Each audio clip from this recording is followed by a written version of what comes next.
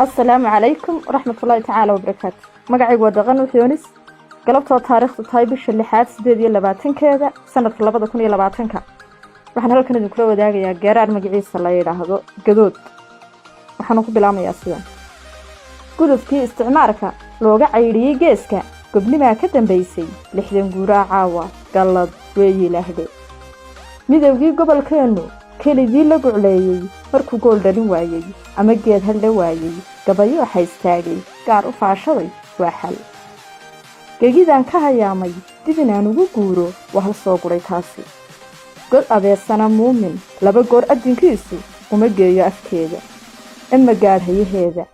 mise kii gurdan raaca mise gowska xisaabtan abid gaadhayaheedu waa midkaad garanayso iyadoo gulcur joogta waa ilayska guduuta waa midaan ku gabraaran kuna qaadan gunooyin waa midaan ku dangaadhin doodna aan gelinaynin gaawo xoorle ku ooyin kana doorbiday gaajo wax kastoo ku gadaama qof hadduu gurdan raaco madal guur kama keeno meela geed kuma beero intuu mooyahay geeri waa u gooh iyo ciile isagoon garab haysan hadba geelha dhex joogo ogowgow iska xisaabtan weligiiba gankiisa gashi baana dhex yaalla laxla gowracay maandhe goorba waa shirarkeeda wuxuu igu gaado waa waxaana sugaystay sacabka ugu garaacay anigoo galbinaya ha guraama gurdeeyo qosol gowha ka siiyo isagoo wax guntaaya dad kale taasheed shir weyn baanu gorfaynay galin baanu murmaynay goob joogaana maqlaayay garteena la bidaayay galab baanu dareeray gasiin baana amraayay goluhu ka hadlaayay isagaana garqaaday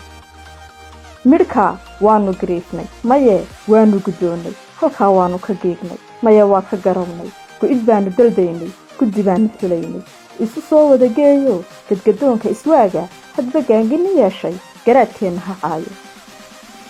waxaad geeri ku keentay giniyaad ha ku dhiibo wixii loo godoboobay goblon loogu bareeray gumac loogu hagoogtay gabdho loo hangeleeyay go habeena ku qaado godolkaynu sugaynay golqaniin ha ku maalo isku duubnida guudkay wax ku goosan kartaaye garaba maalin ha siibo galaayuuskiyo taaha gole hees laga daaray gacan hoos laga dhiibay guuxa aynu maqlayno guntiyaynu arkayno isha uun gabadhleeya gunnimay dhalisaaye wax gudboon iyo maanta maskaxdii la gumaystay ka kac goobta habaaska geedigaaga habaabay gurmad buu sugayaaye midkaad guurti bidaysay hadduu gowraha seexshay gabankeeda u toosi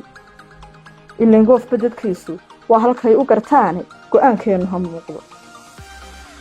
nabadeenna garoodhay inagoon gambiyeynin calankeenna ku gaadhan inagoon garbinaynin si gugeedu u waaro gabalkeedu u nuuro waa in loo guntadaaye ha hilaaca gadoodku. Assalaamu calaykum waraxmatullaahi wabarakaatu.